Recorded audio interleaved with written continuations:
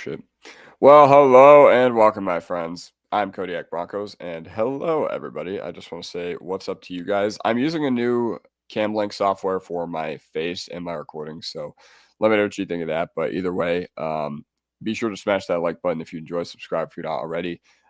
You guys have been awesome to interact with, but time to talk about some Broncos. It's time for some late night Broncos talk brought to you by Kodiak here on this fine Wednesday evening, November 19th, 11:38 p.m.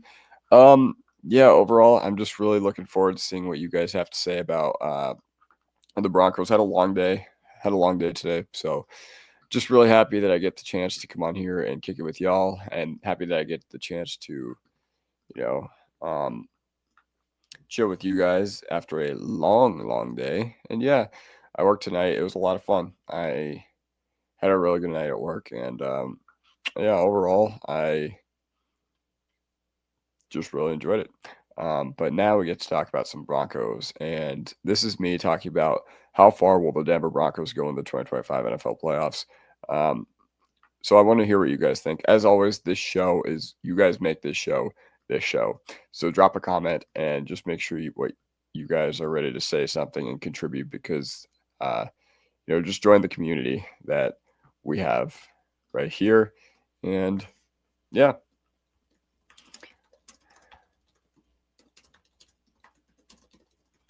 Hold on. I am going to set up something real quick.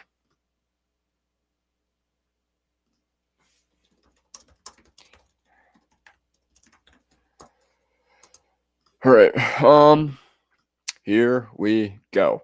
All right. So comments will be seen on the stage. Now, here's a couple things I have to say about the Broncos and their Super Bowl chances this year. First of all, I think the Broncos have a pretty good shot at doing something in the playoffs. All right.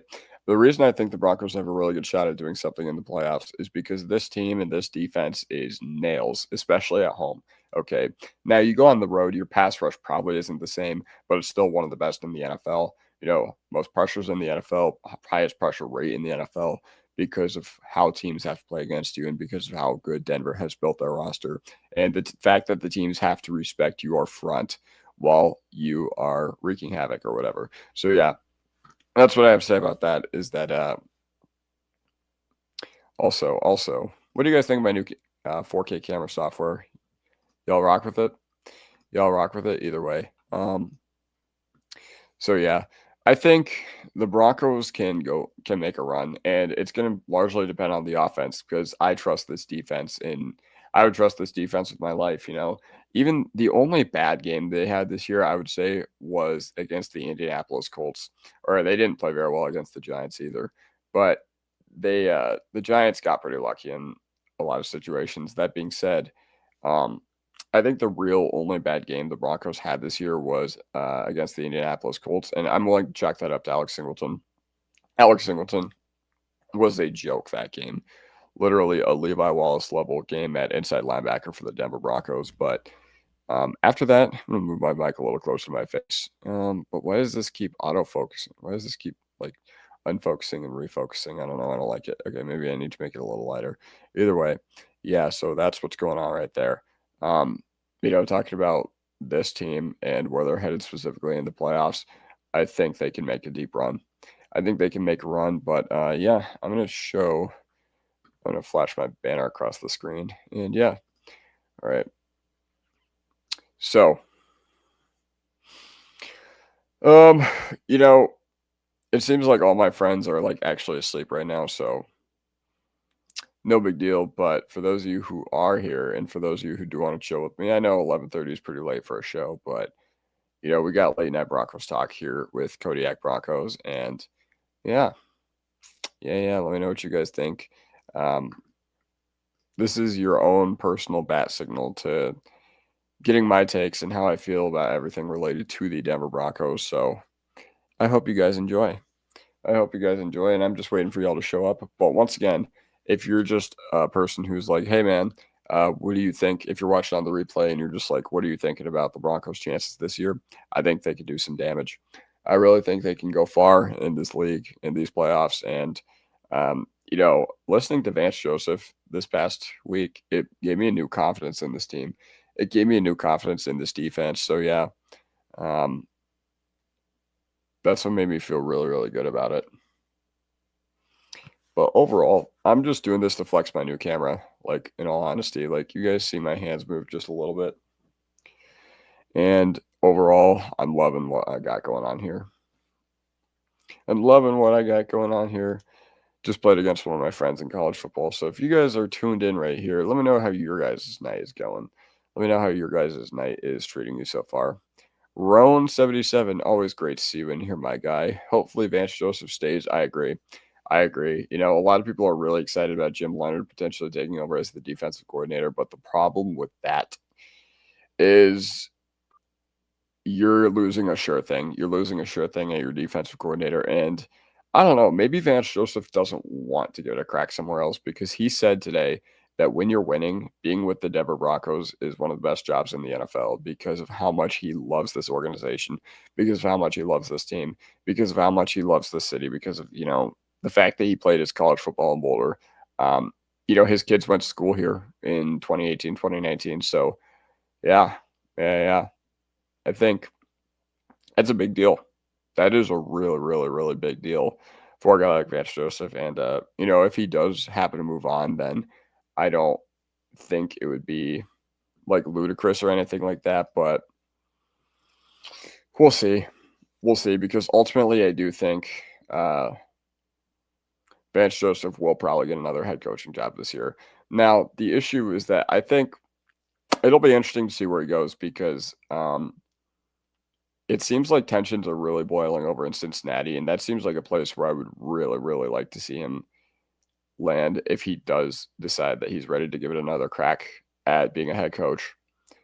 And, you know, I made this point. A lot of people have said, where do you think Vance Joseph's going to go? And the big problem is that I think he is going to, unfortunately, be hired as a head coach again. Like, literally, this coaching staff has been poached at will by teams the past few weeks or few years, I should say. You know, last year when the Broncos, you know, finally made it to the playoffs, 10-7 football team, you saw we lost a lot of coordinators. I don't know why we lost so many coordinators, but also my nose itch is really bad. I don't know why my nose itch is so bad, but yeah, I hope Vance Joseph stays too. You know, when your owner is worth $18 trillion, why not just pay as many assistant head coach salaries as possible? Why not make Vance Joseph the highest paid defensive coordinator in the league? Why not give Vance Joseph a blank check and be like, here you go? Because the money they're getting back from the brand exposure and being a part of the Denver Broncos and being a part of the community and being a part of Broncos country is insane. It's like actually insane. So I think we've had a really, really, really spoiled, or we've been spoiled as Broncos fans to see Vance Joseph not only get a second chance, but do well with his second chance. So, yeah, that's how I'm feeling there. But either way, I don't think Vance Joseph stays. I really don't. Which it's unfortunate to say, but, you know, such as life in the modern NFL, such as life when, you know, guys are moving on, when guys are getting promotions, and hey, that's completely fine. Like, I'm not tripping. I ain't tripping about it, but it is very unfortunate. I will say that. Happy to see a handful of y'all in here right now. But yeah, I think the Broncos can go really far in the playoffs. I think the Broncos can go really far in these NFL playoffs, and you know, it'll be interesting to see because honestly, a big part of it is going to be seeding. I think it wouldn't surprise me if New England made the Super Bowl. It wouldn't surprise me if just a lot of other teams made it back to where they were supposed to. And yeah.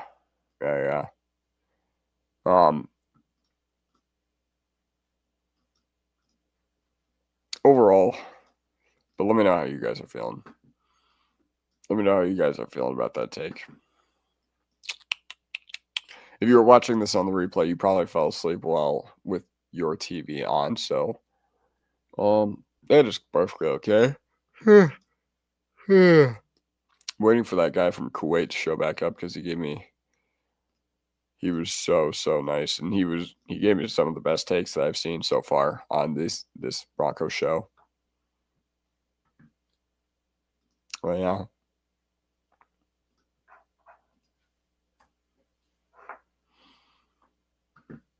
Either way, it looks like.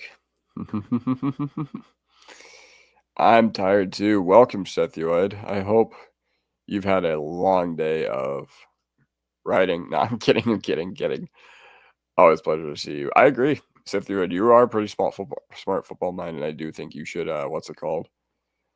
I think you should start actually making like content because I think I like what you have to say, even if it takes a sentence or 20,000 for it to come out. I like what I have to say. You hear about Davis Webb from Tom Pelissero about a potential head coaching job. Um, I did, and it's interesting to me because I think a lot of the really plugged in national guys have said that Denver has two future head coaches on their staff, not even including Vance Joseph. A lot of people have said that Denver has two future head coaches on their staff in Davis Webb and Jim Leonard. At some point within the next 5-10 years, they will get their chance to be head coaches in the NFL. And I don't see any reason to disagree with that.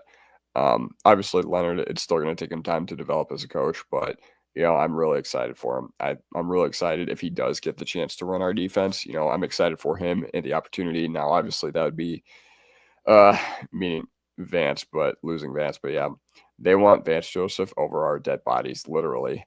Literally. I was making this point earlier. I don't know if you caught it, Seth, but I was like, you know what? If you are the Denver Broncos, you have to give Vance Joseph whatever he wants. You have to give him Walmart gift cards. You have to give him, I don't know, free lifetime purchases, free discounts from the Walmart organization. But yeah, um, like I said, I do think Vance going to Cincinnati instantly almost makes them a playoff contender. Especially because the defensive side of the ball has been a total joke. And, he talked about visions today. He's like, what's our vision for this player, when it's the draft? And, I think that's really smart. They clearly have a defined process for everybody that comes through those doors. There's about 15 of you in here. Everybody say what's up in the chat. I will try to get to all your comments, but yeah, looks like we've got quite a few of you in the vertical stream. Also, I got this new 4K like camera software, and look how clearly it like records my little movements or whatever.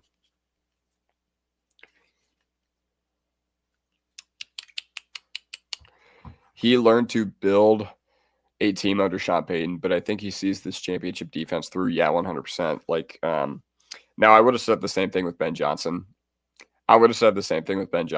But Ben Johnson was a guy who was clearly taking head coaching interviews not that long ago.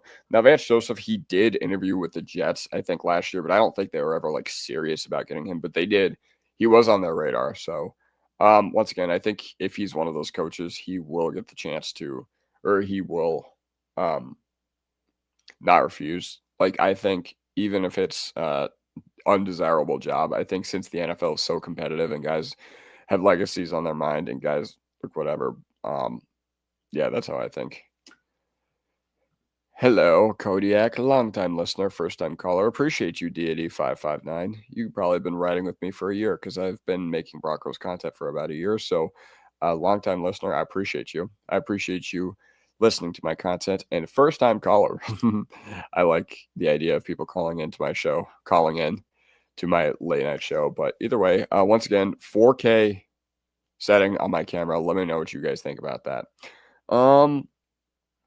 Either way, what would I say Terrell Davis means to me? So I think here's what Terrell Davis means to me. I was not alive when I watched him play football or when he was, running wild with the Broncos. I was not alive. I was born 2 to 3 years after his time here. Actually, no. I think when did he tear his ACL? 2002. So I was alive, I guess, for the back half of his career. But yeah, then he was never the same running back after all that happened. And what would I say Terrell Davis means to me? I saw him come into my restaurant that I worked at about 3 years ago. Around this time, I remember it was around like Thanksgiving. I think it was when it was starting to get cold out. So maybe like early November 3 years ago, slow night. And I saw Terrell Davis walk in with OJ Simpson. Now, I did have a little interaction with him. Like he did asked me something. I can't remember what it was about. It was about the drink or the popcorn or whatever that we served at the restaurant I used to work at. So, but he amazing human, and being able to watch him on NFL Network, that's the gist of how I've been able to consume Terrell Davis throughout my lifetime. I When I was 11 years old, my dad bought me those like America's Game DVDs because I had so many questions about the Avs and the Broncos and like all that from the late 90s, early 2000s that I never got a chance to see. Like, so I got to see the Broncos 97 championship video. I got to see the Broncos 98 championship video. I got to see the Avs. What am I saying? The Avs championship videos. And back in the day, it seems like late 90s was really the place to grow up in Denver. And early 2000s, like honestly, um, maybe at that point I should have been busting out of MySpace. No, I'm kidding. But Terrell Davis, he's got to be on your Broncos Mount Rushmore. Like, I don't care who is talking. I don't care who makes the Broncos Mount Rushmore. You'd be a fool if Terrell Davis was not on it. But yeah, once again, I never got to watch him play, but he's on my Mount Rushmore. Like, I think any Broncos fan is very valid with their love of Terrell Davis. And honestly, I never watched him play, but I love the running back position. I would probably be a running back coach if I were in the NFL. But I would I would build a shrine to Terrell Davis. Best moment of his career. Are you talking about TD or Sean Payton or who? Cam looks good. Oh, thank you. Thank you. You think the camera looks good? I'm glad. Always good to see you in here, Rowan. Always like your positivity. Seth Theoid. Terrell benefited from that dominant offensive line. Yes, agreed. But he made that championship team what it was. It kind of reminds me of like the Cowboys with Zeke in 2016. Like, obviously they had the Great Wall of Dallas or whatever. But at the end of the day, it's the running back who made it really, really work. Like in 2016, when Ezekiel Elliott was running wild as a rookie, Darren McFadden the year before, I forget who in 2015, was the Cowboys' lead running back. They simply were not as effective as Ezekiel Elliott when he was a rookie. Rookie Zeke was different. I know that's crazy to say now, considering how fast he washed out of the NFL based on the fact that guys that were drafted around his time frame are still kind of churning it along, like Aaron Jones, Kareem Hunt, Joe Mixon, even though he's, hurt or whatever, Kamara. That 2017 running back class was generational. James Conner. I know Leonard Fournette's not in the NFL anymore, but that's another one. CMC, still doing CMC things. So, yeah, he reminds me a lot of 2016 Zeke, where obviously the situation was great around him, but he was the guy who really, really made it go. Terrell was the Mahomes of running backs in the playoffs, averaged well over 150 yards per game in the postseason. That's why I say, if you ever want a playoff performer, who are you going with? Like, probably Brady won, and then Terrell Davis too. Like, I'm not even kidding. Like, that's how dominant of a playoff football player he was. And you know what? Some guys just turn it on when it matters most, and it's inexplainable, but yeah, that's how I'm feeling about that. Some guys, once again, turn it on when it matters most, but that's how I'm feeling. Let's see what y'all are saying over here. Okay. All right, we got some good takes in the chat tonight. All right. Yeah, overall, I think it's been an amazing time with y'all doing Denver Football After Dark. November 19th, 11:57 p.m. on this fine Wednesday, about to become Thursday morning in Denver. And yeah, overall, I hope you guys are feeling good with the bye week. I think it came at a perfect time. Vance Joseph today in his interview with Schrager talked about the fact that the Broncos had played 7 games in 39 days, and they had won 7 games in 39 days. We have not lost in almost 2 calendar months. Even if the Commanders beat us in 10, 11 days, it will have been over 2 months since we lost a football game. And just think about that. Think about the fact that, week 3 against the Chargers was September 25th, 2025. And, we've gone almost 2 months without an L. And hopefully, here's to hoping that continues. Here's to hoping that loss against the Chargers is our last loss of the season.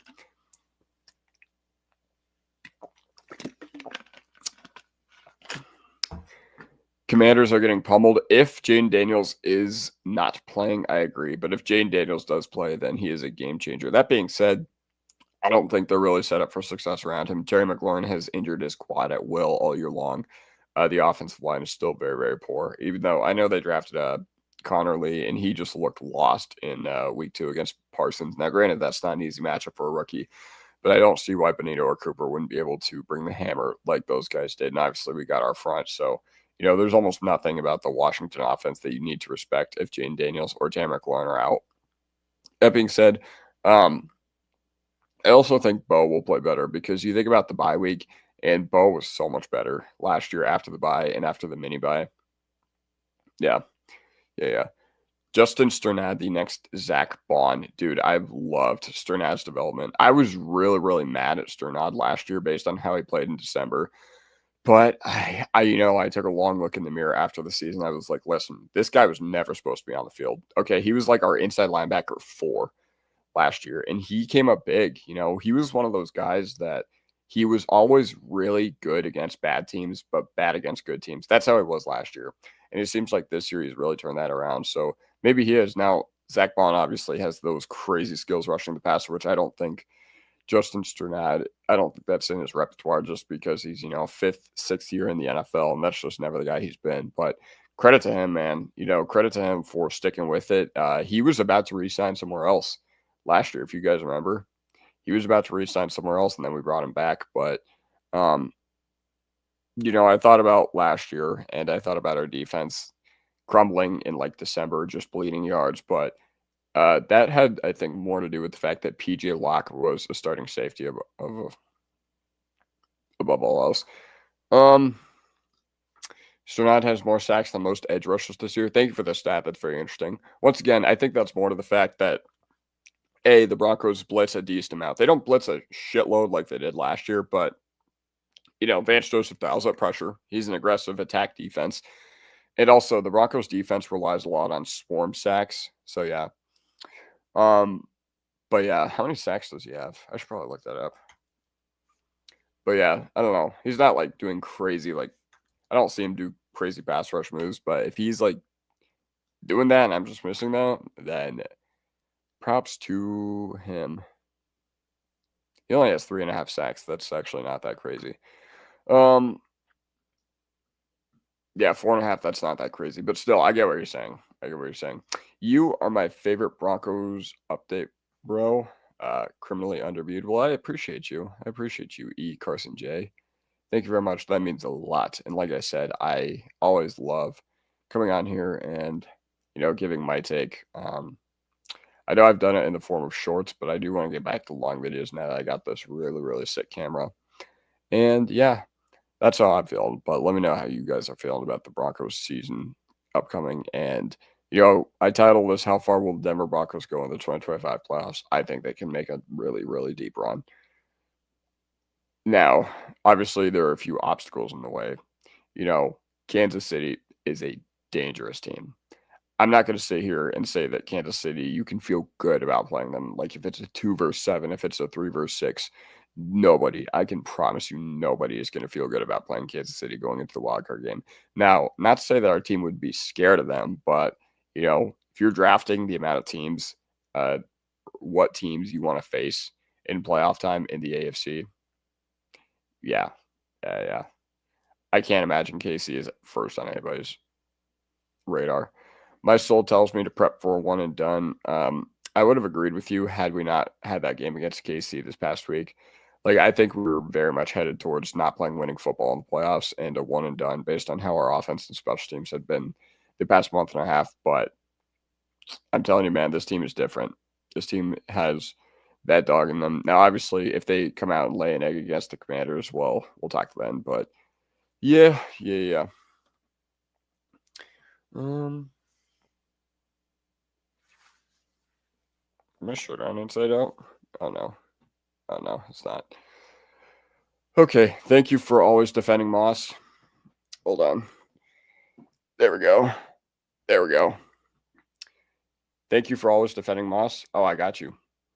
I got you. I wouldn't say he's a legit cornerback one, but because if we had lost against Kansas City, I think a big narrative would have been how frantic he played. We'll say the illegal contact was a bad call, like straight up. That was insane.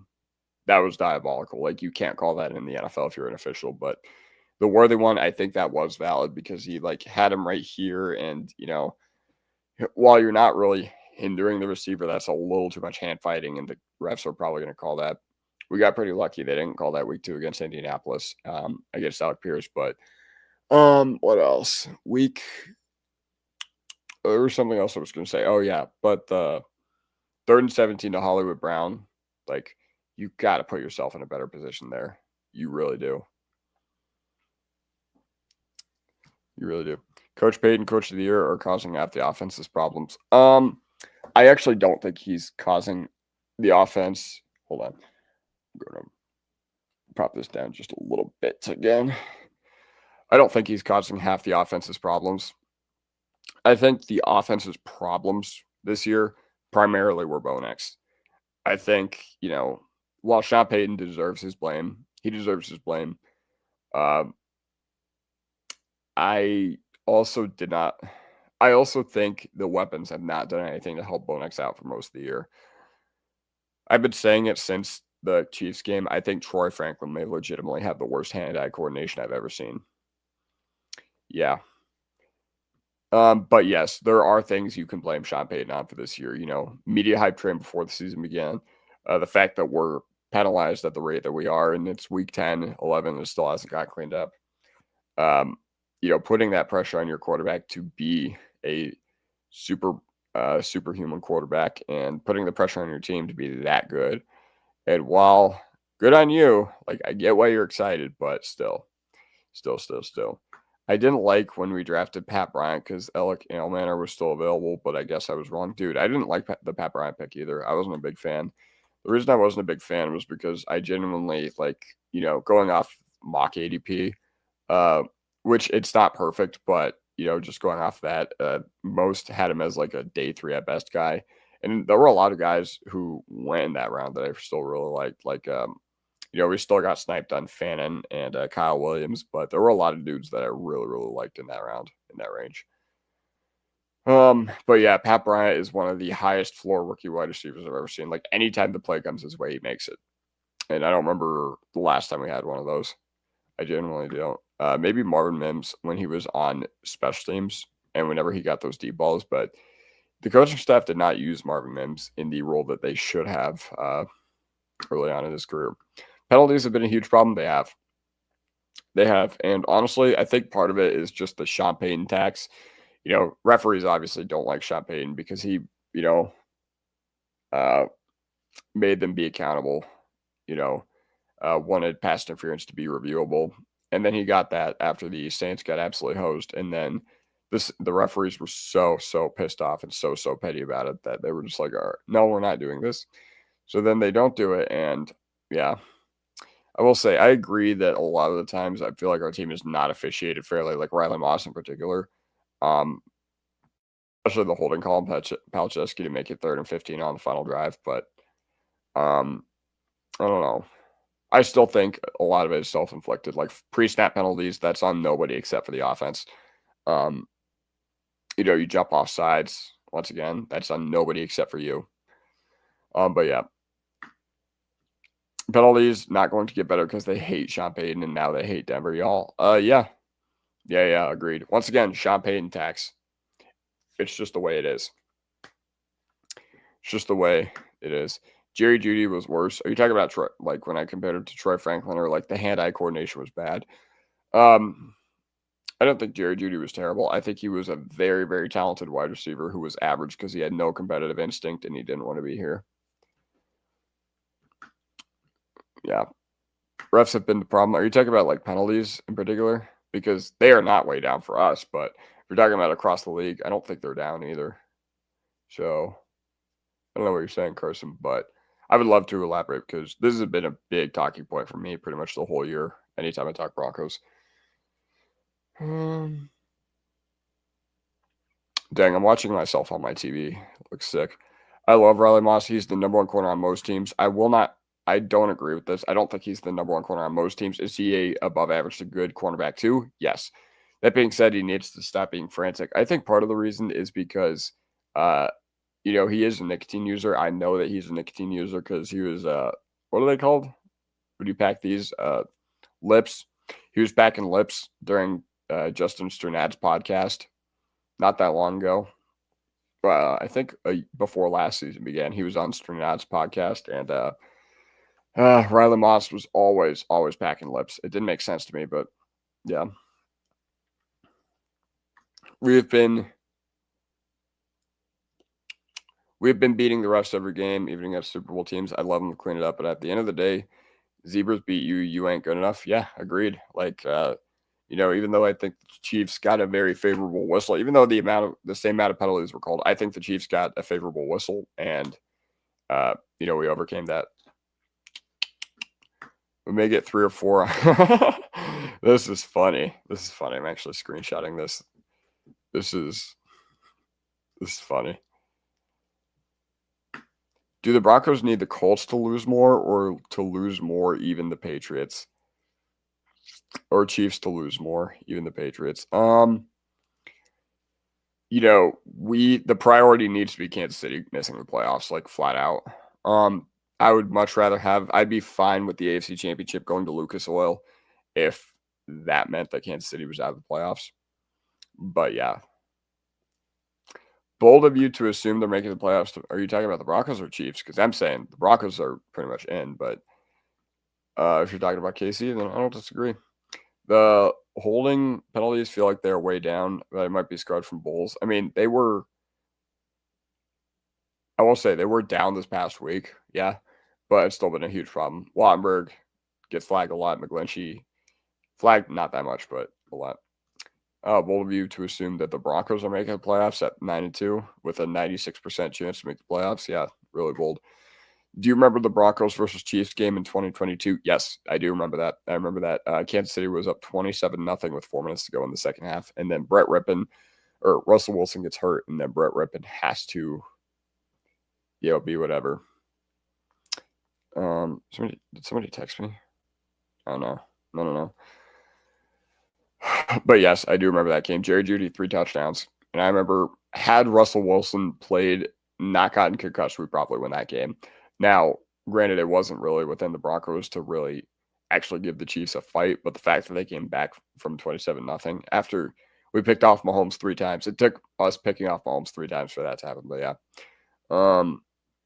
I'll be back here when they're 9-8 and third in the division. Okay. All right, the 6th one. I would love for you to come back when they're 9-8 and finish third in the division. I would love for you to come back when the potentially Jane Daniel-less Commanders beat us in 10 days. I would love for you to come back after we play the Raiders, Packers, Jaguars in the final month of the year. Okay, final month of the year. Okay, yeah, Chiefs need to be out. Yeah, that needs to be the priority here. Like, once again, that team is dangerous. Like we've seen it. You think you can count them out, and then all of a sudden they are not to be taken lightly. So yeah, false start penalties are way down, especially for Philadelphia. I think you're talking about the tush push, and I'm sorry, but the tush push needs to get banned this offseason. I understood when they were talking about it, like in being in the name of player safety. That being said, I understood why it did not get banned, but it's too improper. Like, you can't officiate it. Now, I think the rule that they tried to pass off was really, really stupid. Like, you can't push a ball carrier. I think that's a really, really stupid rule. And I think that Green Bay, respectfully, rightfully so, was clowned for it. But yeah, no, I think that play needs to get banned. It's just not football at this point. Like, it's okay if it's like no team can stop it, but if no team can stop it because it's not being officiated properly, it doesn't belong in the game. It just doesn't. Bulls for protector of the year. Yeah, no, I think if the season were to end today, this would be a very real thing. Maybe Sewell because he does have the name recognition, but if you're looking at the stats, I'm going Bulls all day long.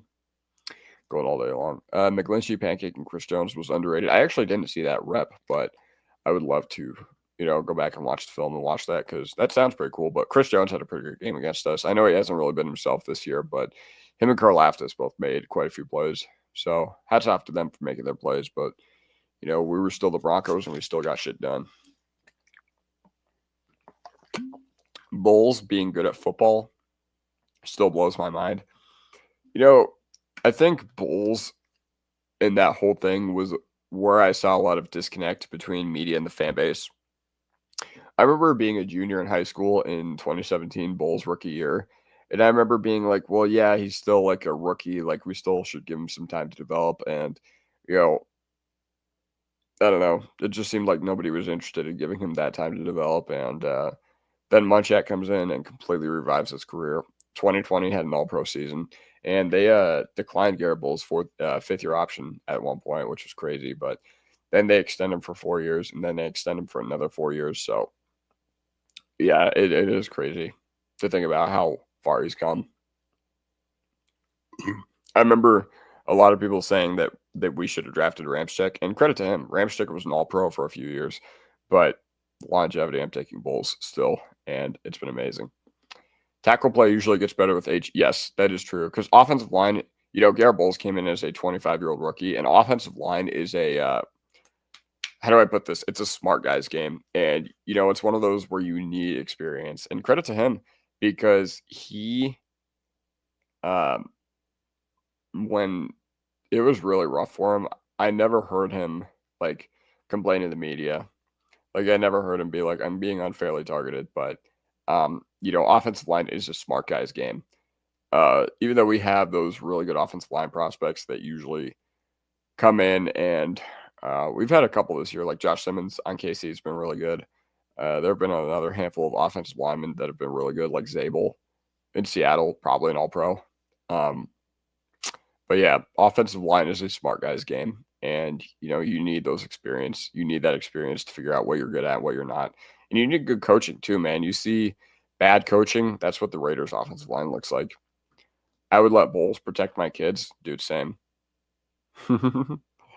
I'd let Bowles protect my kids. I don't even have kids. Miners is the only lineman on the Broncos that gets credit nationally. He just runs over inside linebackers like they're speed bumps. You are correct. But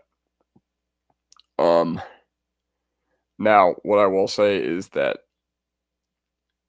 I don't know. I feel like Quinn has not been Quinn at a lot of points this year, but the fact that he's dealing with the mystery illness, I feel like he's really ramped it up in the past 3 weeks. I feel like he's really been able to play his best ball the past 3 weeks. So I'm interested to see. I wonder what he's dealing with because that's kind of crazy. But yeah, no, Quinn does get a lot of credit nationally, and rightfully so. But a guy who is on the Broncos line that I don't think gets enough credit is McGlinchey because we were the Browns of right tackles before he got here.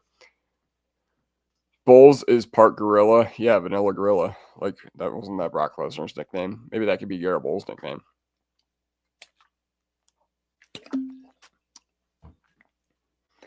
Can't wait for Powers to come back. Palcho was good, but against the Chiefs, his size and experience came back to bite us. This kind of nails it right here. Unfortunately, I do think, his size and experience did come back to bite us against the Chiefs. And, Chris Jones just got the better of him on a couple plays. But, Palcho's been good. But I've been saying this whole time that he's, I love Palcho. But right now, he's not a guy that would like deter you from investment in the interior offensive line if they decided to go that route in the first round. Obviously, he's still developing as a player. He came in, he was another guy who was like an older rookie. I think he's 25 now. But we signed him as a UDFA in 23 or 24. I can't remember. Okay, he is 26 years old. Yeah, offensive line, once again, it's usually a guy.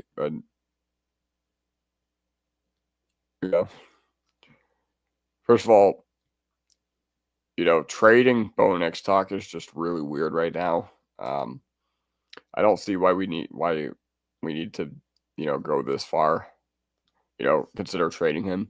I agree that if you could get off of him and Burrow for a first, but first of all, Cincinnati is not accepting that.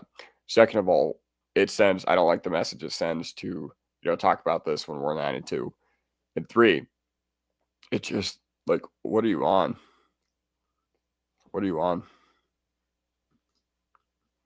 Love how Bo Nix doesn't get sacked. Super underrated part of QB play. I agree, but I think in the middle of the year this year, a lot of it was he was being a little too risk averse. He was being a little too conservative, if you know what I mean. It felt like he was like Russell Wilson in 2023 for a lot of this year, except he wasn't taking the sacks, unlike Russ back then.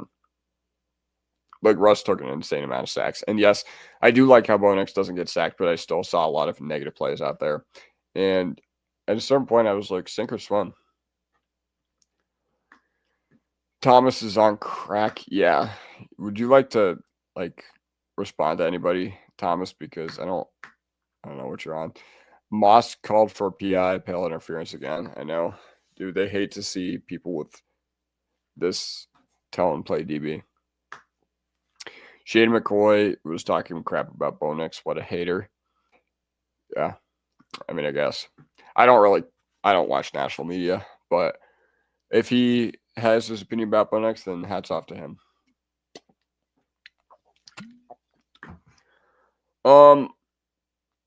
Listen, I think the idea of trading Bo Nix, like, we're just playing Madden if it's being proposed to it, like, seriously. Like, trading your quarterback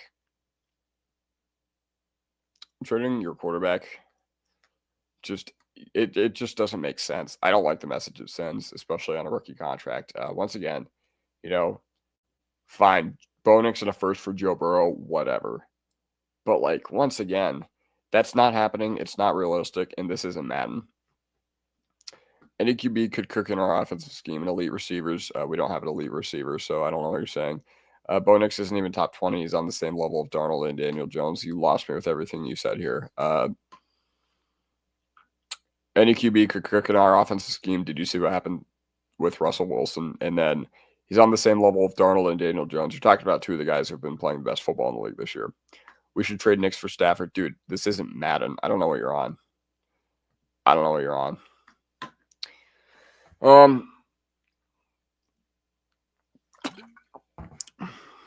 not going to highlight any more of his comments because I'm not going to give time of day to someone like that.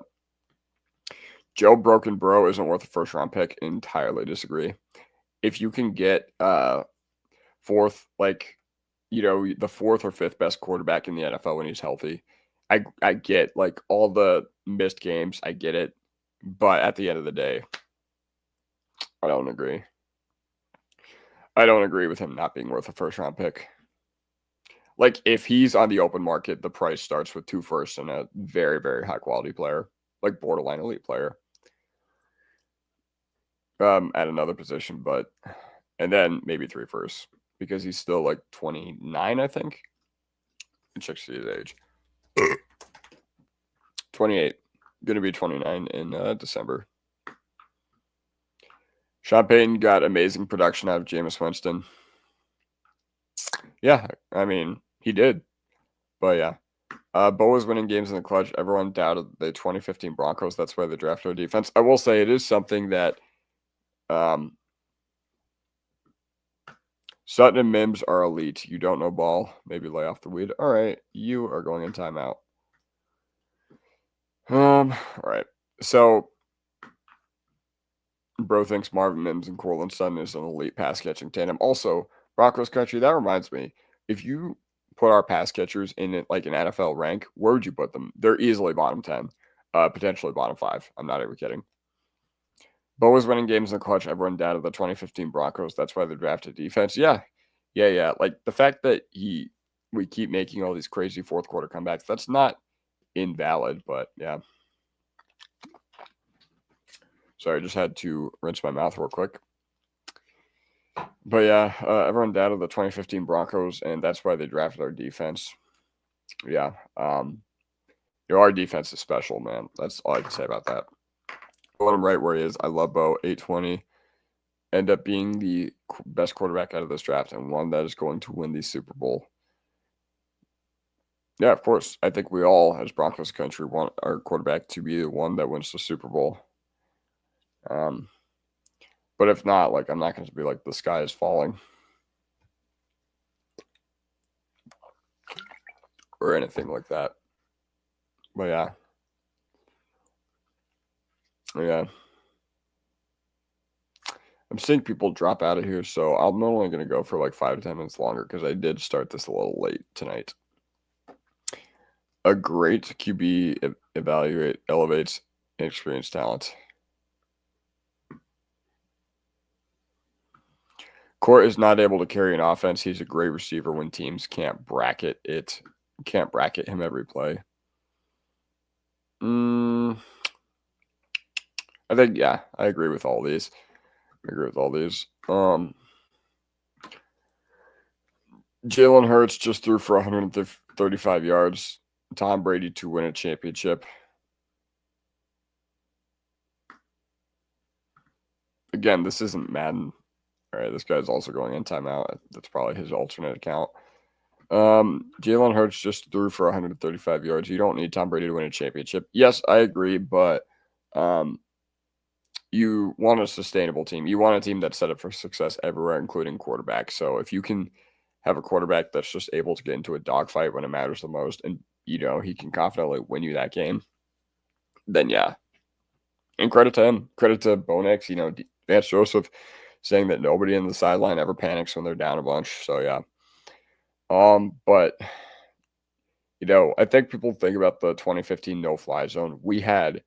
That was an insane defensive run. Like, that is a once-in-a-lifetime defensive run. I'm not even kidding, because, while the 2013 Legion of Boom and the 2001 Ravens and all those great defensive units, while all those may have been the best, played a lot better defense, more stingy defense, our defense always came up with the sack, always came up with a game-changing play, always came up with a game-changing pick. The last time we ever lost that season was against the Steelers. And to be quite honest, all it took was that game, and then we really turned it around. Once again, we were so, so good on the defensive side of the ball that year. And, luckily that defense, I didn't think they had that killer instinct weeks 2 and 3, but they do now. I think that a lot of our young receiver talent is coming along. Franklin Bryant has been showing up. Franklin needs glasses, but he's always open. Yeah, that's such a weird thing, though. How are you always open, but you, can't catch the ball and you can't track the deep ball? That's crazy. I think we need to add one more receiver this offseason. I think just one more big acquisition, okay? And then your room is complete. Then your room is perfectly set. Once again, Franklin is good, but I think he's best deployed as a wide receiver 3 guy. I think he's best deployed as a depth piece, even though he has made his plays. I think, yeah. Bo is showing he has the clutch gene. Yeah, I agree. And it's crazy. Was there anybody in sports media that inspired you to start your own channel, or was it something you always wanted to do? Really good question. I appreciate the personal question. I always love talking about, who I am, because yes, I'm the Kodiak, but also I'm Alex too. So, I think what inspired me to start was 5 years ago. I was watching BDG fantasy football, and I was like, you know what? I think I need to, since I'm analytical, and people always tell me, oh my God, you have such an amazing voice. People are always like, oh my God, you have a radio, a broadcaster's voice. I watched a handful of YouTubers. Brett Coleman was a big one. I also watched the hockey guy. I love, how he was able to do visual stuff. And I loved his style, just super down to earth. And then I watched BDG. So all 3 of those.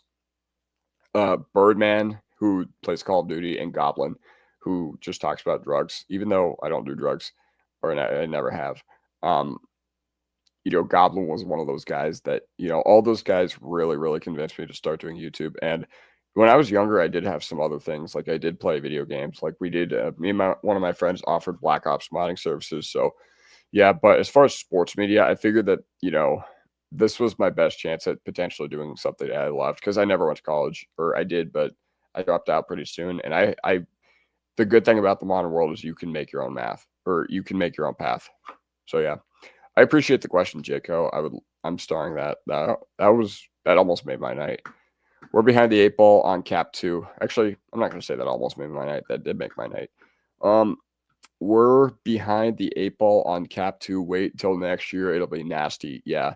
And the problem is we are down draft picks, though, but we can never get those back. We're down draft picks because of the Russell Wilson and Sean Payton trades. Now, Sean Payton trade, 100% worth it, but Unfortunately, that Russell Wilson trade will hurt us until those 2022-23 draft cycles are out of the league. Still convinced this defense can win it all? Yes. Oh, yeah. Oh, yeah. And you look at the things that really travel in November and December and January when it gets really cold outside. It's pass rush and it's secondary, and we have both that are playing at a very high level. And we have Jamar Cain and Jim Leonard coaching them as well as Vance Joseph as our defensive coordinator. So the structure of it is really good. And I think there's just a belief in the room that other teams haven't had. Love your content, bro. Appreciate you, Hawaiian Bronco. I used to live in Hawaii. I went to Hawaii for my freshman year of school. Either way, great to see the 808. The 808 was full of plenty of Broncos fans.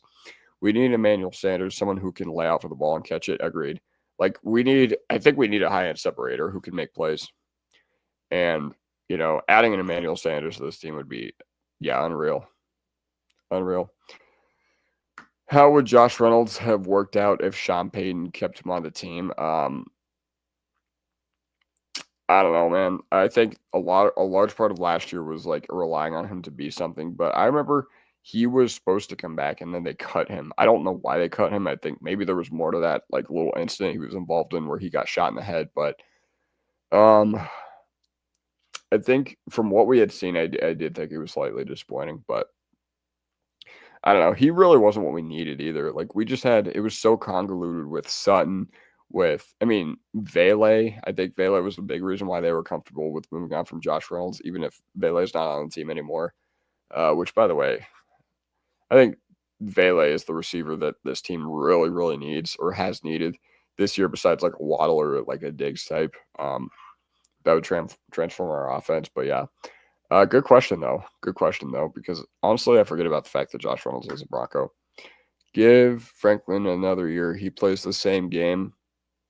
Yeah, the problem is we need him to be like reliable now, and a lot of the times he isn't. Now he did make the game-winning catch for us, and he was a fourth-round pick. Like you're relying on a fourth-round receiver. I don't care that he was mocked in the late first, early second.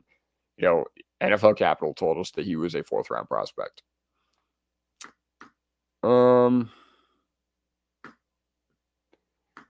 That is that's funny. That's funny. Well, I'm 16 years younger than that, and obviously I think something about that doesn't fit my physical profile either.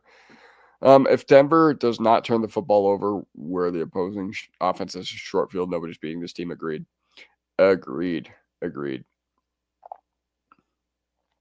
Like if you can make other teams travel the distance of the field, especially with how, this team really does not give a lot of big plays. So if you can force them to beat you, like Kansas City, they got their long sustained drives and they still couldn't finish them. So yeah. Lil Jordan was a cut brought back. Is that Sean admitting a mistake? I wouldn't say so. I think it definitely admits that Sherfield was a mistake, but I don't think he was like, we made a mistake letting Lil Jordan Humphrey go. Because last year, once they released Lil Jordan Humphrey, I was like, good riddance. There are a lot of people that really like the way he blocks. There are a lot of people that respect his effort. And while I loved the fact that he was willing to do the dirty work, I love the fact that he was able to, be a contributor, be a good role guy. I loved what he was able to do for us. But the reality of the situation was he was a guy that turned the football over and dropped picks into other teams' hands. Now, is that Sean admitting a mistake? No. Once again, I think the mistake that they admitted on was Sherfield, considering the fact that they waived him. If you look back at the Russ trade, the Seahawks really only got Witherspoon from that trade. Yeah, Witherspoon is great, but he's like not a top 5-ish corner, top 10-ish corner. Like he was on a really good trajectory after his rookie year. And, there's no shame in being a really, really, really good corner. But for being a 5th overall pick, I don't think it's really reaped the rewards that they were hoping. Granted, great player, but I don't think it's been all that. Also, sorry for getting my chapstick on my lips. Bo is a winner. The eyes never lie. Steer the ship and we'll be there on Super Bowl Sunday. I hope so. I hope you're right. Can't say you're wrong based on what we've seen this year. Of course, man, I've been following you for a bit, and the effort and time you put into your work is very inspiring. Thank you for sharing all that. Man, I love hearing that. Thank you, Jayco. I wish I could send you a super chat for, telling me all that. Lil Jordan opened Evan Ingram up. He had several great plays on that game against the Chiefs. Doesn't need to make targets to make an impact. Still waiting for the breakout. Honestly, if Lil Jordan Humphrey is what unlocks Evan Ingram, I'm all for it because Evan Ingram has been very disappointing this year. I think a lot of it is chemistry with Bo just hasn't been there. The offense of Sean Payton is pretty difficult to learn, but I would have expected Ingram to have a lot bigger impact than he's had this year.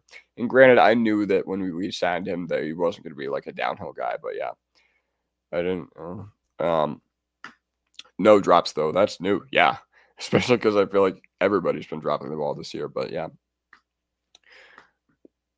I don't go to school in Hawaii anymore, but I went my freshman year in 2019. I went for business, but I didn't study business. And I never wanted to go to college, but it was something my parents made me do. But, yeah, I was a Rainbow Warrior. But I don't go to school anymore. I am about 4 or 5 years removed from that.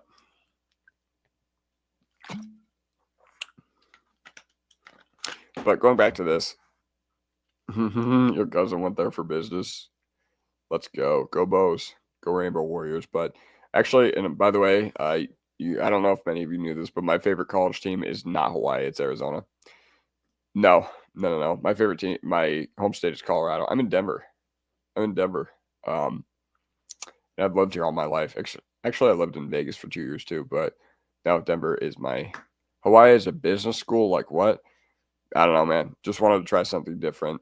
Thought Hawaii would be sick, and Oahu was not my favorite. And the UH campus was also really bad.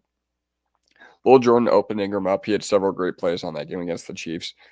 Let me know what you guys think about Lil Jordan Humphrey this year. Because to be completely honest, I get why everybody's disappointed, or Evan Ingram, I meant. I get why everybody's disappointed, but there's a middle ground.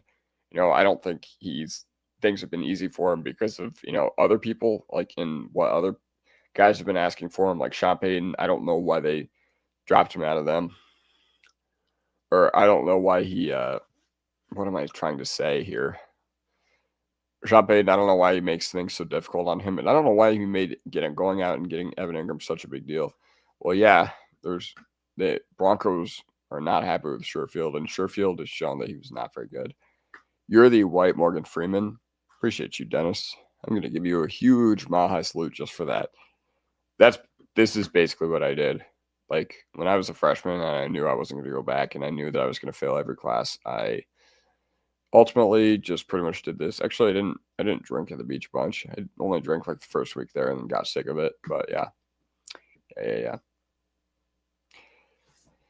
Broncos country tonight on November 20, or what do I call this? Denver Broncos tonight on November 20th, 2025 at 12:36 p.m. You are listening to this with Kodiak Broncos. And yeah, once again, this is an interactive show. So also, a lot of the mobile comments don't show up on the screen. So I'm just going to turn this off now. But yes, we are doing numbers tonight. Also, when you bring him, you might be the only guy with a deeper voice than me, dude. That's why I say you got to create content. If you got all these, great takes, and you got all these, energy, all this energy to like write essays or whatever. I know you said you're a busy guy, but use your talents to your advantage. Also, when you bring him in, then teams expect to run, opens up play action. Yes, agreed. I'm going to move to Hawaii and be homeless. Well, trust me, there's a lot of homeless people over there, especially in the area that I was in. But in Colorado, we have a secret weapon to deal with those types of people, and it's called winter. Oh, yeah. This defense is Super Bowl caliber, but the offense is so erratic. I'm waiting for a cornerback to jump a couple screen passes away from being in a blowout loss. Hopefully goes on a run. Yeah, I agree. It is a really erratic offense. Like, there's no other way to say it. But, I think what you saw against Kansas City is more of a sign of things to come for things down the stretch, especially because, after the mini bye last year against the Saints, Thursday Night Football, we came out against Carolina. Bo was scorching. Like, every time Bo dropped back that game, I'm just like, completion. Same with Atlanta. And it's great when the offense is humming along like that. Yes, I agree the defense is Super Bowl caliber. We know about that, but the offense is very, very erratic. And you know what? But all it takes is 4 good weeks, and they're not very far away from having. They're not going to be very far away from having that Lombardi Trophy coming back home. My buddy is stuck in Hawaii. He got married there and now lives on Kauai. See, I love Kauai. The only island I don't like is on Oahu, which is where my school was, unfortunately. But there are tougher, there are better places, or there are worse places to be stuck. But once again, it's expensive. There's not a lot of infrastructure. They don't like air conditioning. In my dorm in my freshman year, like I lived in a big tower because at UH Manoa they have freshman towers, and they're literal giant towers that you live in. And our heat index was 120 degrees because we didn't have fans. Oahu is sucky. Yeah, not my favorite. Anywhere, I loved Waikiki. I love Waikiki, but yeah, I love the big island of Maui. Maui's sick. And yeah, the big island is great. It rains a lot though. But maybe that's why the school is called the Rainbow Warriors. How about Frank Crum on special teams? Yeah, crazy. Like, I think Frank Crum and Caleb Lohner should be out there on every special teams rep. Even though Frank Crum, you don't need him on field goal protection, put him out there on field goal block. Literally, just have him be up there and stick his hand up. And I don't even know why he was playing on field goal block to begin with, because I feel like he hasn't played on field goal block all year long. But someone double check me on that. But Darren Rizzi did a heck of a job turning this team around. Obviously, I think it really started in the Raiders game with the block punt. And it was one of those things where I was like, it's really annoying now, but we got to look in the mirror. Either Sean or Darren Rizzi has to look in the mirror and be like, what we're doing is not working. And, oh, yeah. Seth Royd had one of my thoughts. Yeah, props to Rizzi. Yeah, of course. Good sushi and the North Coast on Oahu is great. It is great. And, yeah, I loved the sushi there. Hole in the wall places that were so good. Hawaii was, I get the appeal, but it wasn't for me. Sean sticks to the guns. He should. Sean should stick to the guns. And honestly, I know he doesn't like running the ball or whatever, but we're going to need a really sustained run game and good run attack. And who would have thought that J.K. Dobbins going out was the key to unlocking Bo Nix? Would have thought that Bo Nix or J.K. Dobbins sacrificing his knee was what made him go and get good. It's smart football. We'd be out Vance if he listens to us. What? It's smart football. We'd be out Vance if he listens to us. Looking for my phone. Okay. I don't know what you're trying to say. We'd be out Vance. Are you talking about Vance Joseph would leave if he listened to us?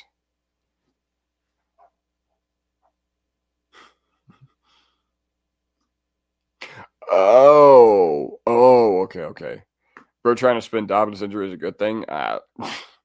No, it is not a good thing. But I can see how you think that based on what I said. But yeah, no. Yeah, 70 points from the Dolphins. 70 points from the Dolphins. Dude, I remember I was one of those people that was like, you can't have Vance Joseph come back after this game. Granted, you can't set a precedent of firing a coach after 3 games, but my expectations for the defense that rest of the year was bad. I was like, we might give up 50 points a game. And honestly, I look back at that game and I'm just like, man, I could see why that disaster happened. Okay, we were bare bones. In the secondary of that game. Justin Simmons was out. I think Kareem Jackson was suspended. So we had DeLauren Turner-Yell and someone else starting a safety. I don't think it was Locke. I think it was someone else, but someone double check me on that. But so we had Isang Bassi at nickel, terrible. Damari Mathis at cornerback 2, terrible. I think Josie Jewell was out. I think Singleton got hurt too. So we had to throw in a very raw and inexperienced Drew Sanders out there. And then what else happened that game? I remember it just being a full-fledged disaster. Zach Allen, was he there? No. Frank Clark and Randy Gregory, I remember that they were a huge issue. They could not contain the Dolphins at all. Yeah. The 70-point debacle was the smack in the face. We needed to make this defense up. Dude, we play Miami next year at home, and I want our defense to play lights out.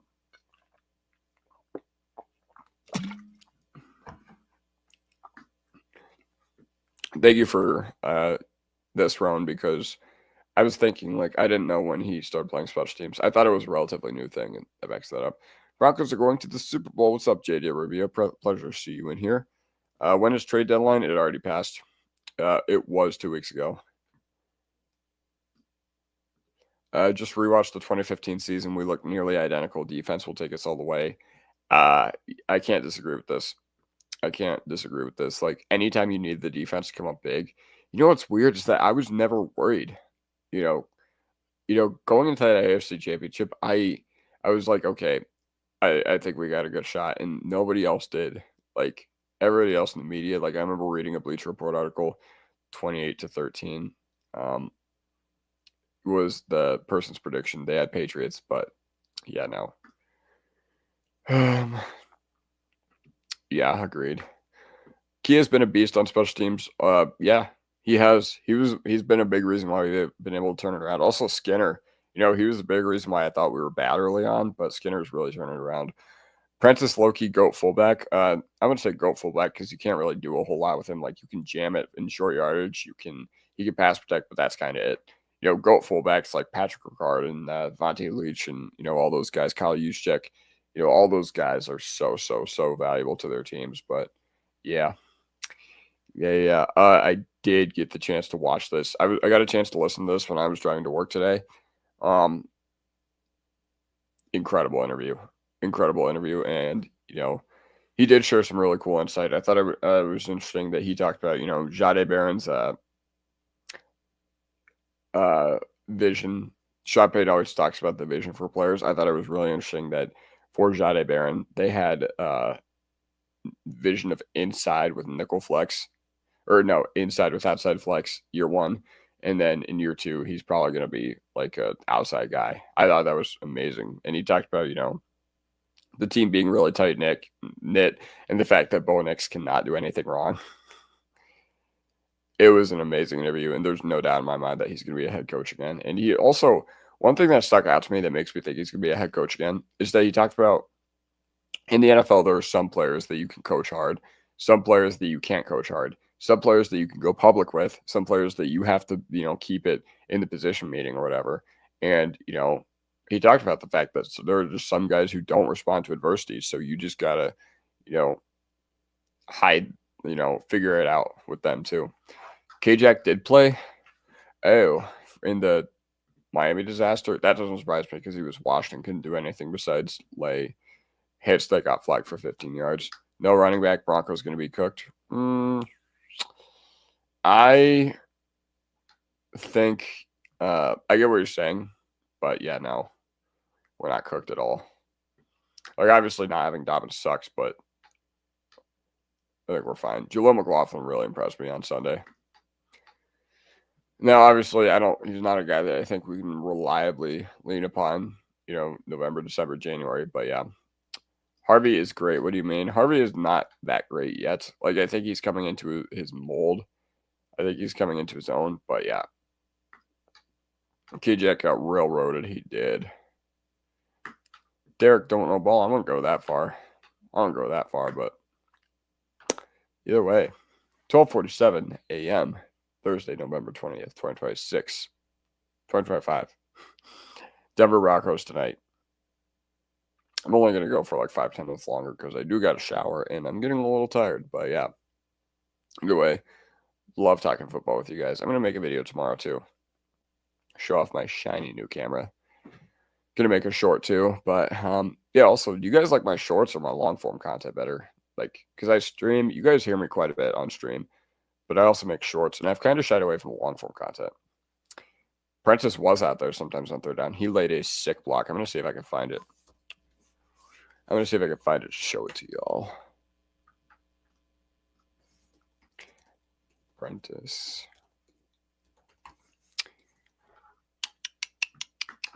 Here we go. Share screen. Can't see over my microphone.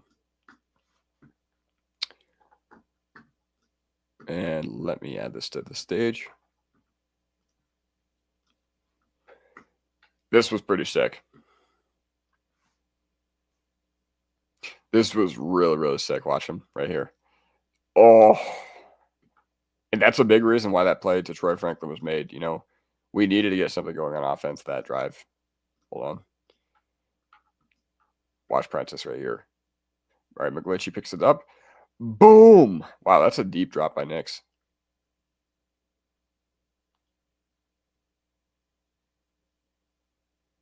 Right on the money.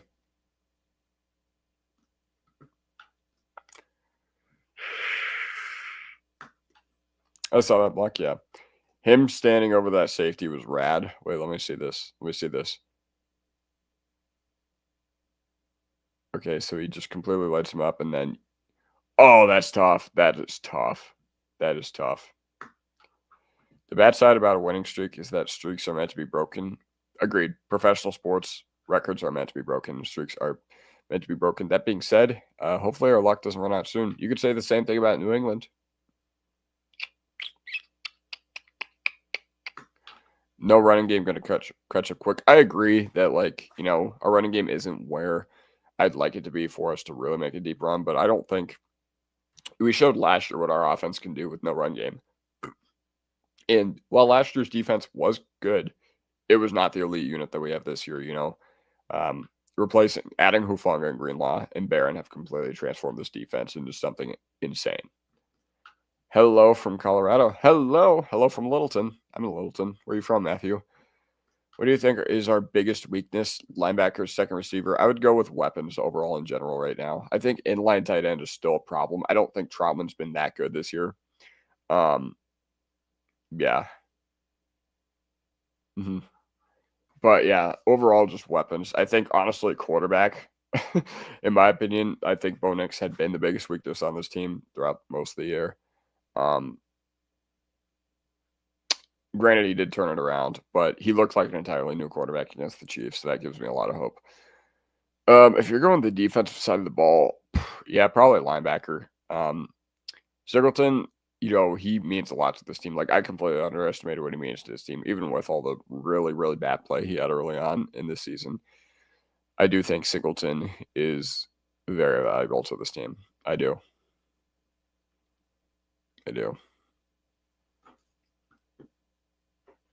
Westminster. I used to play hockey on Skate City, Westminster. Maybe I should check out the No Lie Zone. Are they good? Vance Joseph shared a quote that was like, mistakes are mine, but effort is yours. Yeah, when he was talking about Wade Phillips, like that is one of the smartest things I've ever heard. And it's crazy. It's crazy that he thinks like that. And he said players first, scheme second. That's awesome. Also, his thoughts on coming back to Den after his head coaching stint with no ego or no bad feelings. Yeah, agreed. A lot of people think that Vance Joseph got, the short end of the stick when he was here. And, I didn't agree with that. I think the fact that we got blown out as big as we did in every game in 2017 was just bad. It was just really bad. And, obviously that was years and years of multiple bad drafting decisions, an aging roster really catching up to us, not having any talent, relying on Vance Joseph. And I don't know how he was during that time, but yeah. I'm going to touch on this before the football things. How hard is it to learn backwards skating for hockey? When you're playing hockey, it's one of those things that just comes natural to you. Like, it's either do or die, adapt or die. And yeah, you got to work on it, but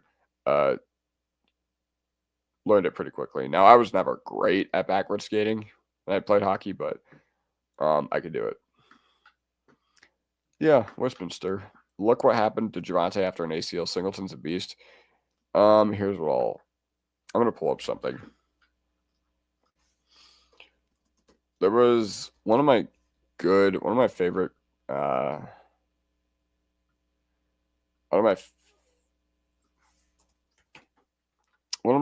Broncos Twitter follows is Colorado Aussie. And unfortunately, I think we saw a little too much of this from Singleton early on this year. Like, against the Colts, this game was a joke from Singleton. This game is just bad. Wait, hold on. Can you guys see? Like, that's just embarrassing. It really is. Shout out to Hufanga for getting this tackle or whatever, but like, watch. Hold on. All right, you see Singleton highlighted there? So Jonathan Cooper crashes inside. DJ Jones, he gets whammed by Taylor Warner, or he almost gets him in the backfield, but he just completely whiffs. Pittman blocks him in the back, but that's not in the tackle box, so it's not a penalty. And Singleton right here is just bad. Bad. And Alex Singleton in coverage is still a huge liability, but yeah. Wait, hold on. I'm going to pull something up. Aqib Talib is the driver, and his takes are football IQ 200. Aqib Talib, he strikes out to me as one of those guys that you wouldn't think is smart, but man, on the field, I bet he was crazy intelligent. I was a farmer in high school. That's awesome. That's awesome in Westminster. I'm going to pull something up that I had said about Alex Singleton in June.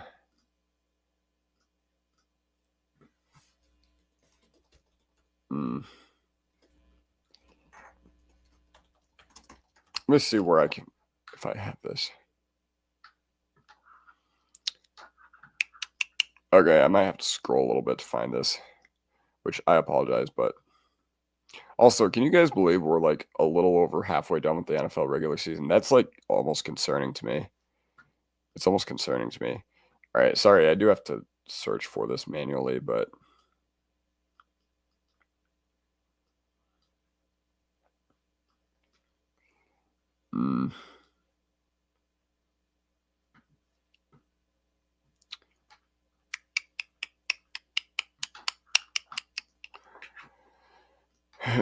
not an inside linebacker's job to pass protect. Greenlaw missed a big sticks pass pro against Old Man Kelsey. I think I noticed that Hufanga do that more, but maybe Greenlaw did. I don't know.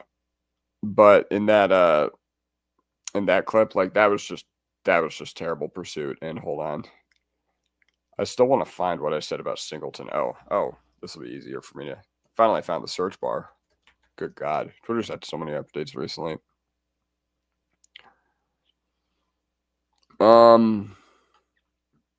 Oh, shoot. I think my camera died.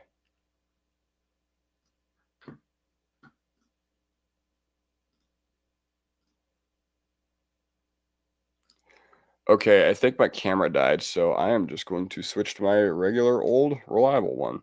My webcam. I do want to highlight this though. All right.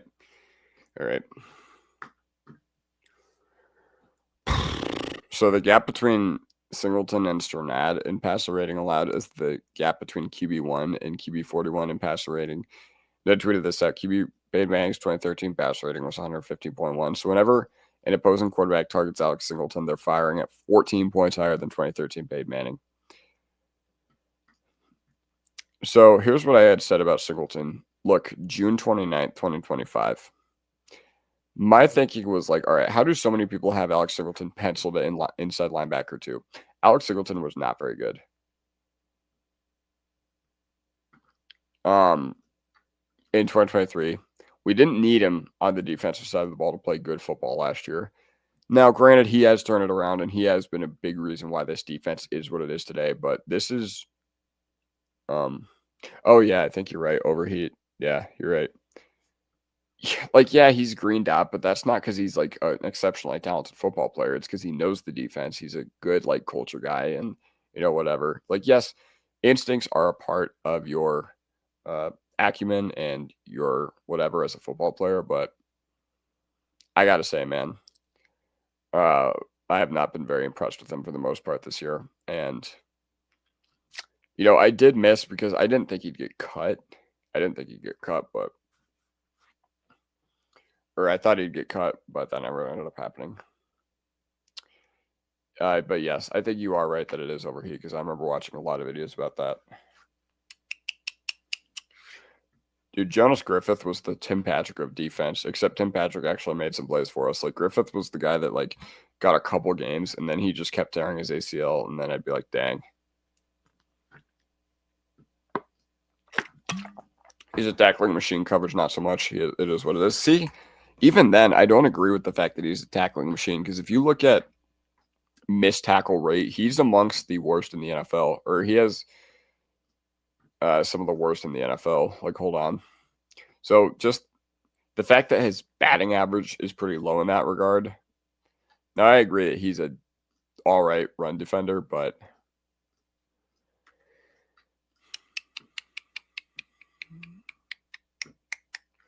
Denver Broncos.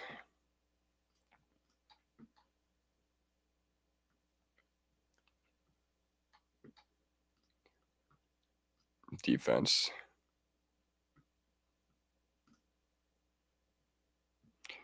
Tackling.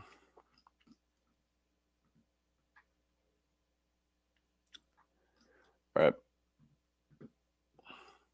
We'll see how he finishes the season. Yeah, but judging a guy on tackles, like, the problem with defense is that actually playing defense doesn't correlate to getting like real stats.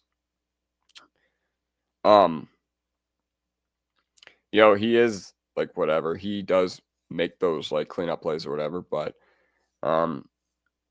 tackles is not like one of those stats that shows up and I'm just like, man, this guy's a beast. Either way, since it is getting really late, it's 1 a.m. and this guy is over perfect in tackles. Man, perfect. What a throwback. Either way, I always love a friendly football debate, and he doesn't get penalized. He destroyed Cam Scatterbo. Dude was dropping passes. Wait, hold on. Last thing I'll say about Singleton.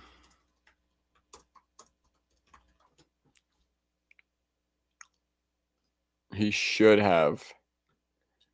All right, I can't find it. Oh, well. That being said, Scatterbo, he got that touchdown, and it was against Alex Singleton. He got that touchdown on 3rd and 11 in the red zone to go up 14-zip. And yeah.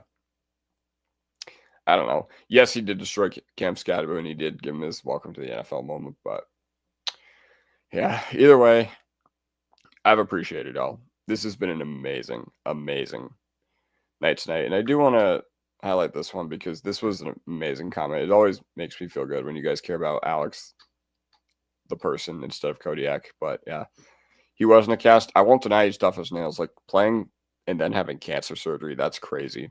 And then breaking his thumb not once but twice this year. That's insane. I've watched your vids for a bit, but this is the first time I've seen yours. I wasn't bored even for a second. Keep it up, man. Hey, man, appreciate you. And once again, I appreciate when you guys care about when you show you care about Alex, not Kodiak. Good stuff. I have to get up in 4 hours. Oh, man, do you have work in 4 hours? Woof. I hope it goes well for you, bro, because I don't work tomorrow. Service industry is fun, and the coolest thing about it is that I get really, really late nights. But either way, I want to give a shout out to y'all. Roan, we need Nick Wrong to shave his head. Yeah, we do. Seth, always a pleasure. Always a pleasure. You have a lot of thoughts, and I love hearing what you have to say. And once again, hop on camera sometime. Dennis Reisman, 9180. I will put you in our Broncos Discord. If I'm going to make a channel, you'll have to help me out. Yeah. Oh, yeah. I would love to do that. And once you do, come back to me, and I'll invite you to the Broncos Creator Discord. And me, David, and Mark and Jeremy, who you're familiar with, definitely can show you the ropes. All right, Derek, I appreciate you. C-Note, appreciate you. JJ, appreciate you. I think first-time listener. First time I've seen him. I appreciate you. Even the trolls. KB, appreciate you too. Even the trolls that are Chiefs fans. I love y'all. Either way, y'all are amazing. Loved having y'all in here tonight. Without further ado, it is 1:02 a.m., so I'm going to bed. Or I'm going to shower, then go to bed. But I appreciate y'all. Take it easy, fellas.